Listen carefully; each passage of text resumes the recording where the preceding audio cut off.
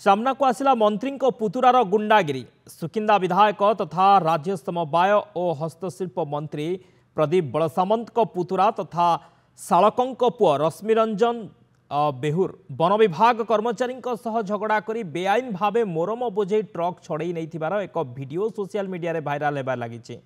One विभाग पक्षर थाना रे कौनसी एतला दि जाई नथिबा जनापड़ी। जाजपुर जिला सुकिंदा वनखंड अधीनस्थ बंध गाँ मौजार जंगल जमीरु चोरा चालाण बेले गतकाली मोरम बोझे ट्रक को अटकाईथिला वन विभाग।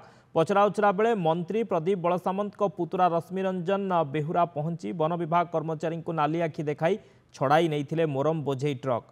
तेबे यही घटनार वीडियो एवं सोशल मीडिया रे भाइराल होबार लगी।